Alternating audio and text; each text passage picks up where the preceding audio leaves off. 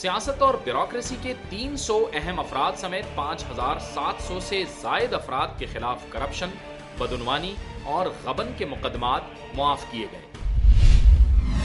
जो सबसे बड़ा हमारे मुल्क का एक मसला है, ज़रई इनकम टैक्स का निफाज होना चाहिए। मुल्क में 6,000 बड़े जागीरदार वडेरे हैं। मैं गरीब किसान और हारियों की बात नहीं कर रहा, मैं उन लोगों की बात नहीं कर रहा जो बेजमीन हारी हैं, बेजमीन किसान हैं, या जो हाथ बटाई पे काम करते हैं, वो मजदूर हैं, वो जागीरदार वडेरे नहीं हैं। 6,000 जागीरदार वडेरे ऐसे हैं जो अरबाहा रुपए कमाने के बावजूद एक ढेला टैक्स नहीं देते।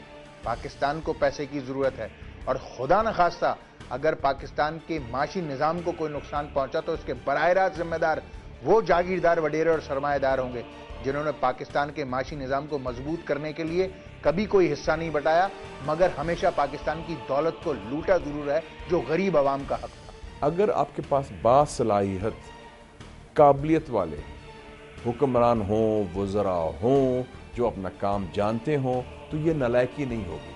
हमारे यहाँ एक बड़ा अफसोसनाक बात हुई है कि लोग करप्ट भी हैं और नालायक भी हैं।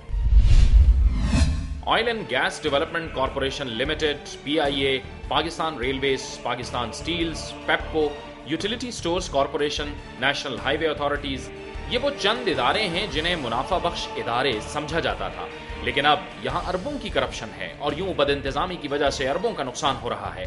PIA तारीख के बदतरीन दौर से गुजर रहा है और यहाँ खसारा दिन ब दिन बढ़ता ही चला जा रहा है। पाकिस्तान रेलवे भी इस वक्त बदउनवानी, बदइंतजामी, जरूरत से जायद स्टाफ और कई मुतनाज़ा और नाअहल भर्तियों की वजह से अरबों रुपए के खसारे में है।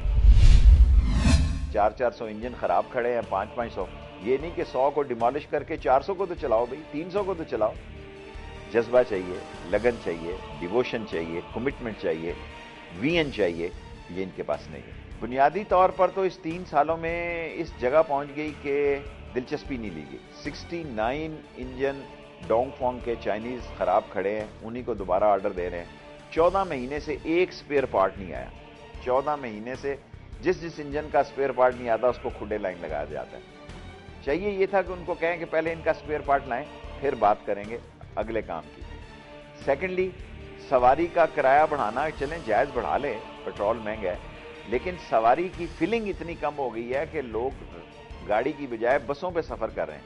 2-2 दफा, 3-3 दफा लोगों ने आजमा के देखा है इनको, और ये बहुत बुरी तरह इनका फेलियर है। ये स्टेट विद इन स्टेट बन गई है, और ये रेलवे जो है लाखों एकड़ इनकी जमीन है, बेचें जरी जमीन को, बाद में बेचें कमर्शियल प्लाट, और दयानतदारी से बेचें। रेलवे एक साल में 6 महीने में खड़ी हो सकती है।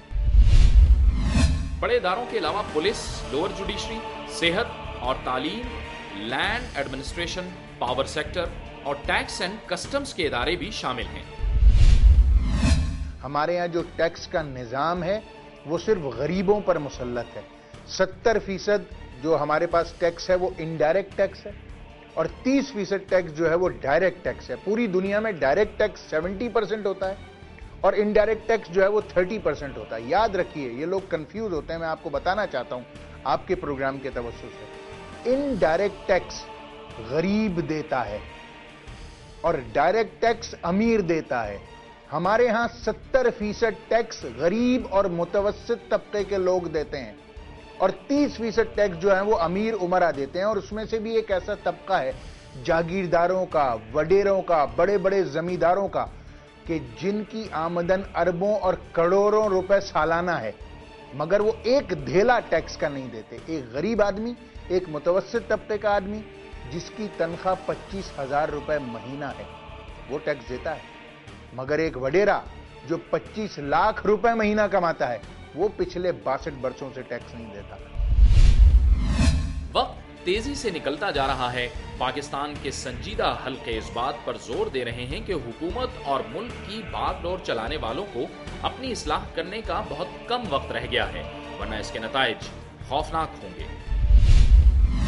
कल को ये जो गैर फितरी निज़ाम है जिसकी बुनियाद करप्शन पर है, चोरी पर है, डिकॉयटी पर है, ये नहीं चल सकता। फिर ऐसी एकदम ना होनी तब्दीली आएगी कि बाहर से, जिसमें सबका सफाया होगा, और फिर उसमें फिर लोगों की जानें भी ज़ाया होंगी, खून भी बहेगा। تو میرے خیال میں اس قسم کی عبرت ناک جو ہے چیز سے بچنا چاہیے، اور ورنہ پھر ملک میں خون خرابہ ہوگا اور لوگ پھر کہیں گے جو کرپٹ ہیں ان کو لٹکائیں، الٹا لٹکائیں۔ یہ اس قسم کا مطالبہ آئے گا جو ابھی آنا شروع ہو گیا ہے، کیونکہ ایشو یہ ہے جو کرپٹ ہیں وہ موج کری جا رہے ہیں اور جو عام آدمی ہے وہ پستا جا رہا ہے۔